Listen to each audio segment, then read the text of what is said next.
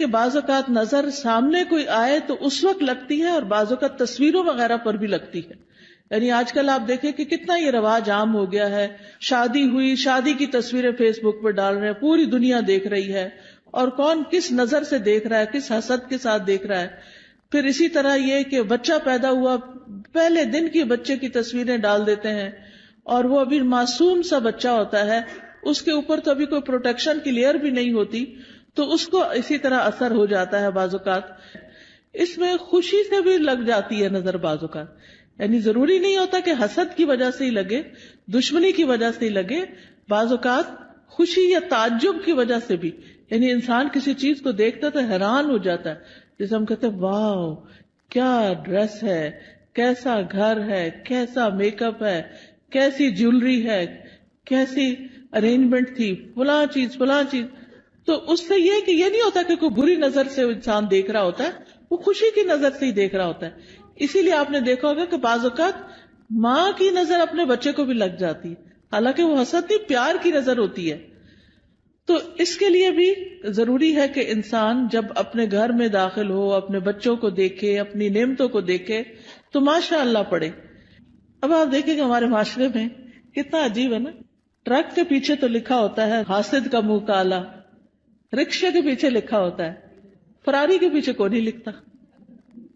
اب آپ دیکھیے کہ رکشے کو نظر لگے گی، کون لینا چاہے گا رکشا؟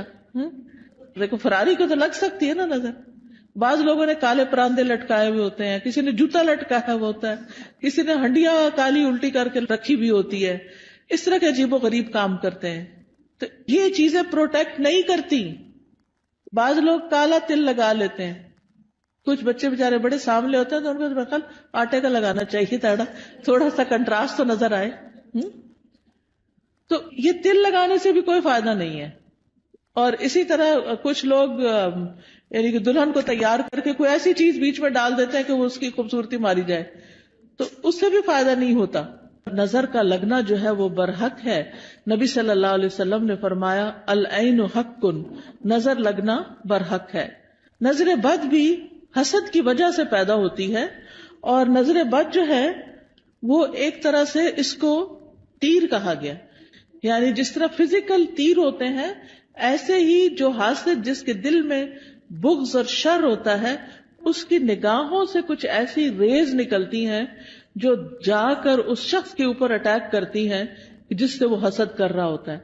اگر محسود جو ہے یعنی جس سے حسد کیا جاتا ہے اس کی پروٹیکشن ہو چکی ہو، جیسے نماز کے ذریعے، دعاؤں کے ذریعے، اذکار کے ذریعے، اور خاص طور پر معوذتین جو ہیں قل اعوذ برب الفلق، قل اعوذ برب الناس، اس کے ذریعے، تو پھر وہ تیر جو ہے وہ وہیں جل بھن جاتے ہیں، وہ اثر نہیں کرتے. لیکن اگر وہ شخص نعمتیں پا کر اللہ کا شکر گزار نہیں، اپنی عبادت کا دھیان نہیں رکھتا، تو وہ تیر جو ہے اس کو جا لگتے ہیں اور پھر ایسی بیماریوں کا سبب بن جاتے ہیں جن کا ریزن پتہ نہیں چلتا اور انسان مسلسل تکلیف میں مبتلا رہتا ہے. پھر اسی طرح نبی صلی اللہ علیہ وسلم نے فرمایا کہ ہر نعمت والے سے حسد کیا جاتا ہے.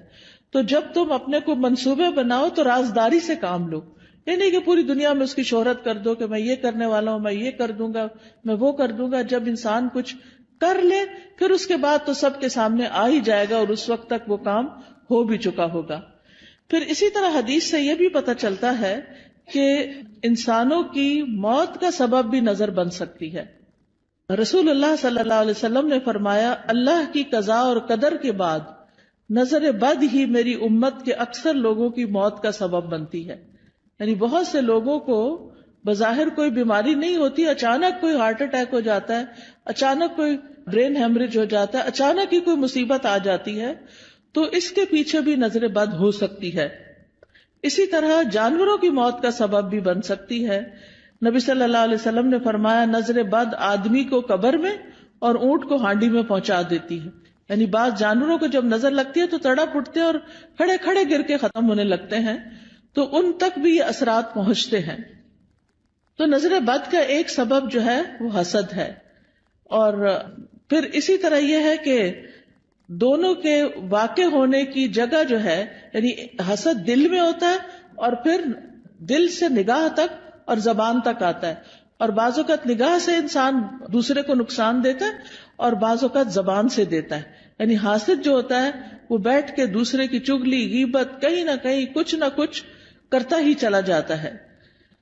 پھر اسی طرح آپ دیکھیں کہ انسانوں کی نظر بھی لگتی ہے اور جنات کی نظر بھی لگتی ہے. یہ بھی ہمارے دین نے ہمیں بتایا ہے.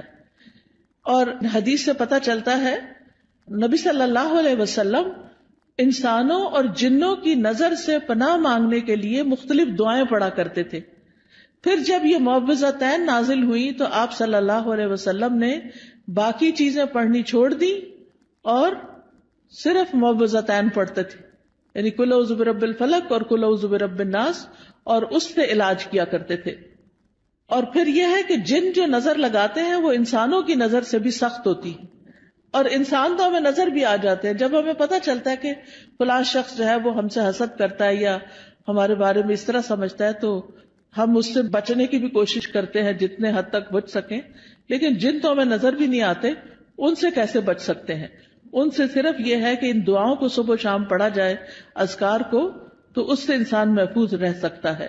قرآن مجید میں آتا ہے سورۃ الکہف میں وَلَوْلَا إِذْ دَخَلْتَ جَنَّتَكَ قُلْتَ مَا شَاءَ اللَّهُ لَا قُوَّةَ إِلَّا بِاللَّهِ، اور جب تم اپنے باغ میں داخل ہوئے تو تم نے یہ کیوں نہ کہا کہ جو اللہ نے چاہا، یعنی جی اللہ کے کرنے سے ہی سب ہوا ہے. کیونکہ حقیقت یہ ہے کہ جو بھی نعمت ہمارے پاس ہے یہ ساری کی ساری اللہ پاک کی طرف سے ہے. قرآن مجید میں آتا ہے وَمَا بِكُم مِّن نِّعْمَةٍ فَمِنَ اللَّهِ، تمہارے پاس جو بھی کوئی نعمت ہے وہ اللہ کی طرف سے ہے. ابن حجر کہتے ہیں نظر کبھی خوشی اور تعجب کی صورت میں بھی لگ جاتی ہے، اگرچہ وہ کسی محبت کرنے والے کی طرف سے ہو، اور کبھی وہ کسی نیک آدمی کی طرف سے بھی ہو سکتی. یعنی نیک آدمی کسی کی نیکی پر خوش ہو رہا ہے تو اس سے بھی ہو جاتا ہے. تو جب کسی کی کوئی چیز دیکھیں تو فوراً برکت کی دعا دیں کہ اللہ ان کو برکت دے. اچھا کھانا دیکھیں، اچھا ڈریس دیکھیں، اپنے بچے کو کوئی نیکی کا، خیرات کا، صدقات کا کوئی اچھا کام کرتے ہوئے دیکھیں. اس سب چیزوں پر ہم کیوں ایسا کرتے ہیں؟ بچہ پیدا ہوتا ہے ہم کہتے ہیں مبارک دینی ہے، کوئی حج پہ جاتا ہے تو ہم واپس آتا ہے تو ہم اس کی مبارک دیتے ہیں، کسی کی شادی ہوتی ہے تو ہم مبارک دیتے ہیں، کسی کا بزنس اچھا فلرش کر جاتا ہے تو اس پہ مبارک دیتے ہیں، کبھی کسی کے جاب اچھی لگ جاتی ہے، کسی کو کوئی عہدہ ملتا ہے تو اس کو مبارک دیتے ہیں. تو ہمارے دین میں جو مبارک کا کانسیپٹ ہے اس کا مطلب یہ ہوتا ہے کہ اللہ تمہیں اس میں برکت دے اور حاسد یا خوش ہونے والے دونوں کی نظروں سے بچائے. یعنی کہ جو بری نظر سے دیکھ رہا ہے اس سے بھی بچو، اور جو اچھے خوش ہو کے اپنے ہی بہن بھائی یا اپنے ہی والدین ان کی بھی نظر سے بچ سکو. پھر اسی طرح کچھ نظریں بیمار کرنے والی ہوتی ہیں. اب آپ دیکھیں ریز کا کانسیپٹ تو آج کے دور میں بہت آسانی سے سمجھ آتا ہے. مائکرو ویو میں کیا ہے؟ ویوز ہی تو ہیں، ریزز تو ہیں، وہی تو اس کھانے کو گلا کے پکا کے جلا بھی دیتی ہیں. کوئی آگ تو نہیں لگی ہوتی مائکرو ویو کے اندر، یہ کیا چیز جلاتی ہے؟ ریز ہوتی ہیں. اسی طرح آپ دیکھیں ہمارے یہ ٹیلی فون وغیرہ ہیں، ان کے اندر سے بھی ریز نکلتی ہیں. تو اگر نان لیونگ تھنگس کے اندر سے ریز نکل رہی ہیں تو لیونگ تھنگس کے اندر سے بھی ریزز نکلتی ہیں. انسانوں کی آنکھوں سے بھی ریزز نکلتی ہیں، ان کے بھی اثرات ہوتے ہیں، اور وہ بعض اوقات دوسرے کی روح کو بیمار کر دیتے ہیں. حضرت ام سلمہ کے پاس ایک لڑکی تھی جو پیلی زرد پڑی ہوئی تھی، تو نبی صلی اللہ علیہ وسلم نے فرمایا کہ اس کو نظر لگی ہے. آپ نے بتایا کہ اس کی رنگت کیوں تبدیل ہو گئی ہے؟ اس کو نظر لگی ہے تاکہ اس کا علاج کیا جائے. بعض اوقات انسان کے جسم کے صرف کسی ایک حصے کو لگتی اور وہ حصہ بیکار ہو جاتا ہے. پھر اسی طرح بعض نظریں جو ہیں وہ آگ والی ہوتی ہیں، ان کو ناری نظریں کہتے ہیں. پھر اسی طرح یہ یاد رکھیے ایک بات کہ جو ہوتا ہے اللہ کے اذن سے ہوتا ہے، یعنی اس بندے کے اندر کوئی طاقت نہیں. اور اگر کوئی بندہ کہے کہ میں فلاں کو نظر لگانے لگاؤں تو نہیں لگا سکتا. اچانک لگ جائے اور بات ہے، خود سے کوئی نہیں لگا سکتا، کیونکہ اس میں بھی جو ہوتا ہے اللہ کے اذن سے ہوتا ہے. کیونکہ ہم فوراً لوگوں کو بلیم کرنے لگتے ہیں، وہ فلاں آئی تھی نا اس لیے یہ ہوا ہے، فلاں نے ایسا کیا، فلاں وہ تو ایک سبب بنا. تو لوگوں کو بلیم کرنے کی بجائے یہ سوچے یہ میری تقدیر میں تکلیف لکھی تھی اس لیے آ گئی. تیسرا بڑا سبب اذکار اور تلاوت قرآن اور نمازوں کی پابندی نہ کرنا، اس سے نظر لگتی ہے، اس سے یہ شیطانی اثرات حملہ آور ہوتے ہیں. کیونکہ ذکر جو ہے اللہ کا، یہ ایسے ہی ہے جیسے قلعہ ہوتا ہے. جب انسان ذکر کرتا ہے تو وہ قلعے کے اندر چلا جاتا ہے، اور پھر قلعے کے باہر جو بھی دشمن ہوتا ہے وہ اس کے اوپر قابو نہیں پا سکتا. پھر اسی طرح امتحان اور آزمائش ہے انسان کی، کہ دنیا میں انسان آیا ہے، دنیا پھولوں کی سیج نہیں ہے، یہ دنیا امتحان کے لیے ہے، آزمائش کے لیے ہے. تو ہر انسان کسی نہ کسی طرح ایک امتحان میں مبتلا ہے، ایک آزمائش میں مبتلا ہے. تو اس کے لیے کیا کرنا چاہیے کہ انسان اللہ کی طرف رجوع کرے. تو یاد رکھیے کہ جب نظر لگتی ہے تو اس کے کچھ علامتیں ہوتی ہیں، کچھ جسمانی علامتیں ہیں. چہرے پہ دھبے پڑ جانا، جیسے چھائیاں سے نہیں پڑ جاتی، یہ بھی بعض اوقات نظر کی وجہ سے ہوتی. پھر بچوں کا بلا وجہ روتے جانا. حضرت عائشہ کہتی ہے کہ ایک مرتبہ نبی صلی اللہ علیہ وسلم تشریف لائے تو ایک بچے کے رونے کی آواز سنی. آپ نے فرمایا تمہارا یہ بچہ کیوں رو رہا ہے؟ کیا تم نے اس کو نظر بد کا دم نہیں کیا؟ کئی دفعہ ہوتا ہے نا، بچے نے کھایا پیا سویا آرام کیا سب کچھ کیا ہوتا ہے، لیکن وہ چین ہی نہیں پکڑ رہا ہوتا. ماں بہلا بہلا کے آخر بازو کا دیکھا ہوگا ماں کو ایک دو لگاتی ہے اور بیڈ پہ ڈال دیتی ہے، چلو رو لو پھر جتنا رونا ہے. حالانکہ وہ بیچارہ کسی تکلیف میں مبتلا ہوتا ہے، اس وقت اس پہ سورت فاتحہ پڑھ کے دم کرنا چاہیے، کیونکہ وہ ڈسٹرب ہوتا ہے. بعض بچے ہائپر ایکٹیو ہوتے ہیں، بے وجہ خواہ مخواہ میں ماں کو ٹیچرز کو سب کو تنگ کرتے رہتے ہیں. تو ایسے بچوں کا بھی علاج کرنا چاہیے، صرف دوا سے نہیں بلکہ دم وغیرہ سے بھی. اسی طرح بعض بچے کمزور ہو جاتے ہیں، یعنی بہت سوکھے اور بالکل ان کی ہیلتھ اچھی نہیں ہوتی.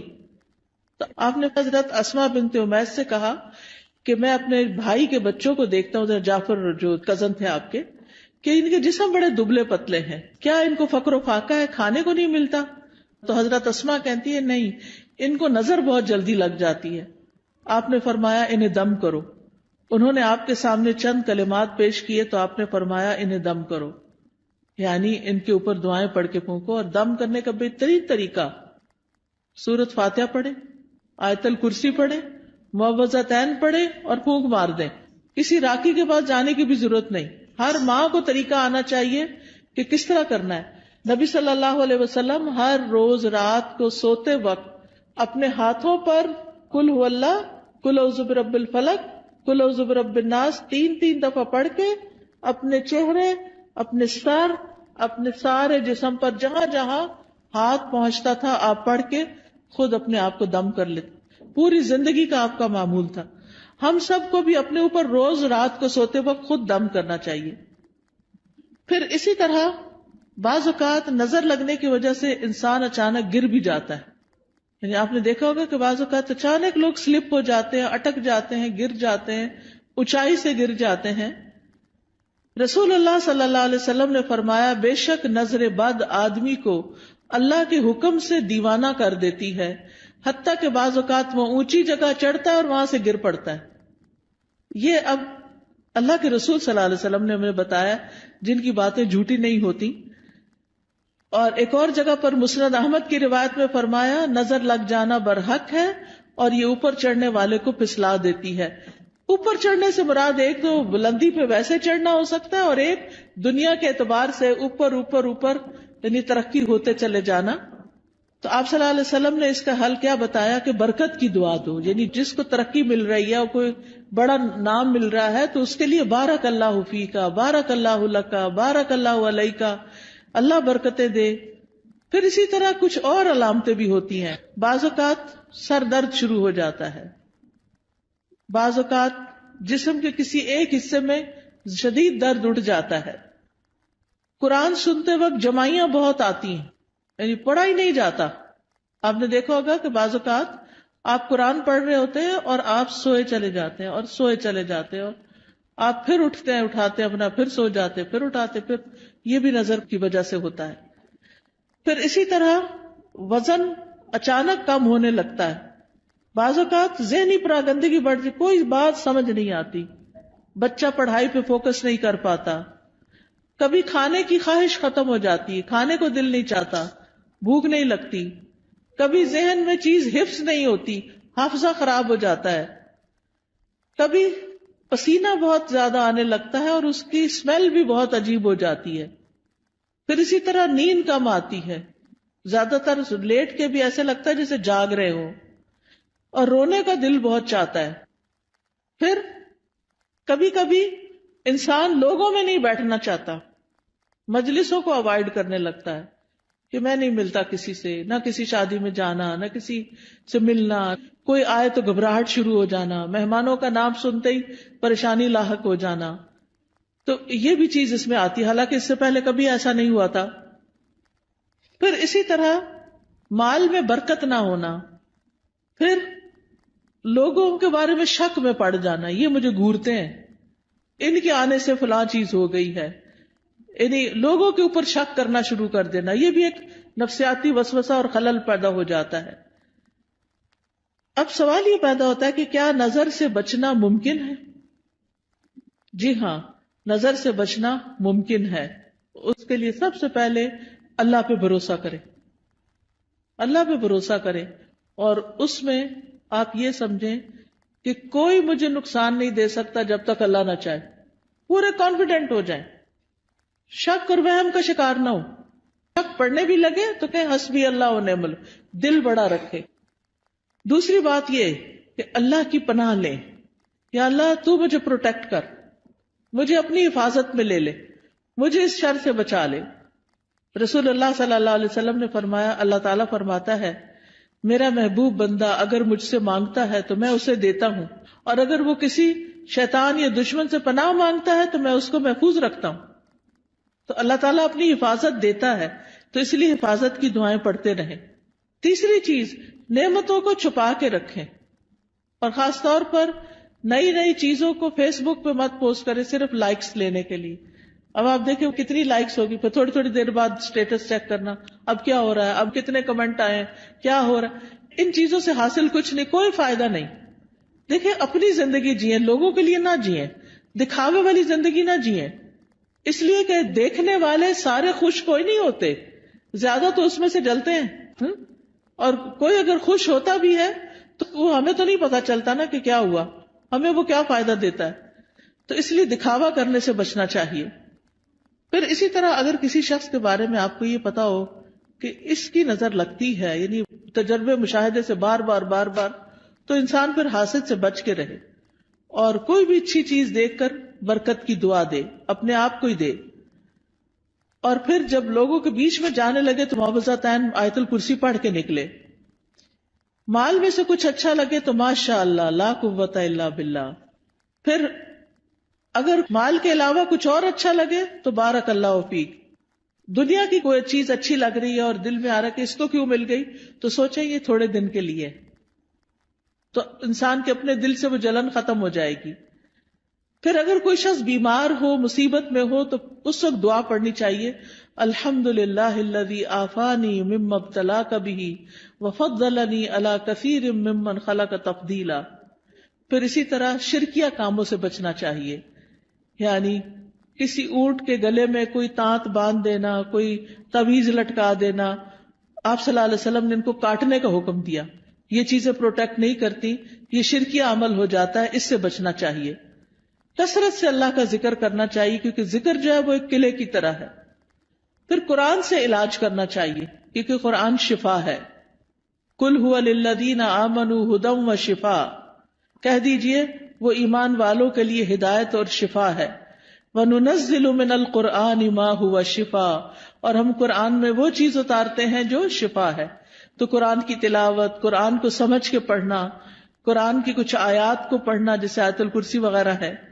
سورۃ الفاتحہ سے علاج، اور سورۃ الفاتحہ میں خاص طور پر ایاک نعبد و ایاک نستعین پڑھے کہ اللہ صرف تیری ہم عبادت کرتے ہیں، صرف تجھ سے ہم مدد چاہتے ہیں، تو ہماری مدد کر. تو یہ توحید کا خلاصہ ہے، اور اس سے انسان کی اللہ تعالیٰ مدد فرماتے ہیں. یعنی سب سے بہترین وسیلہ توحید کا دے. اگر مرض زیادہ ہو جائے تو سورۃ البقرہ پڑھیں، تو آیت الکرسی پڑھیں، سورۃ فاتحہ پڑھیں. لیکن یہ جو ہم کالی مرچیں جلا کے اور ان کی دھونی دے کے اور اس طرح کے کام کرتے ہیں، یہ سنت میں کچھ ثابت نہیں ہے. پھر اسی طرح کوئی چیز گرے لگا کے باندھنی اور پہننی نہیں چاہیے، یہ بھی شرک میں شامل ہو جاتا ہے. یہ سحر کی ایک قسم ہوتی ہے. پھر اسی طرح سکینت والی آیات اور شفا والی آیات یہ سننی بھی چاہیے، اور پھر دعاؤں کے ذریعے اور دم کے ذریعے علاج کرنا چاہیے، لیکن شرکیہ دم سے بچیں. حضرت جبریل علیہ السلام جس دعا کے ساتھ نبی صلی اللہ علیہ وسلم کو دم کرتے تھے وہ دعا پڑھے، اور وہ کیا ہے؟ بسم اللہ ارقیک من کل شیء یؤذیک من شر کل نفس او عین حاسد اللہ یشفیک بسم اللہ ارقیک. یہ انشاءاللہ یہ کتابیں آپ کو دیکھیں گے تو ان میں یہ دعائیں لکھی ہوئی ہے، وہ آپ کو اگر زبانی یاد نہیں تو دیکھ کے بھی پڑھ سکتے ہیں. پھر اسی طرح ہر ناگہانی آفت سے بچنے کی دعا ہے، اللہم انی اعوذ بک من زوال نعمتک وتحول عافیتک وفجاءۃ نقمتک وجمیع سخطک. اے اللہ میں تیری پناہ چاہتا ہوں اس بات سے کہ تیری کوئی نعمت چھن جائے، یا تیری دی ہوئی عافیت پلٹ جائے، یا کوئی ناگہانی عذاب آ جائے، اور تیرے تمام غصے اور ناراضگیوں سے میں تیری پناہ چاہتا ہوں. پھر بری تقدیر سے، دشمن کے خوش ہونے سے یا اللہ تو بچانا کہ ہمارے دشمن ہم پہ خوش نہ ہوں. پھر اسی طرح نظر لگنے کا ایک اور علاج غسل کرنا بھی ہے بیری کے پتوں سے.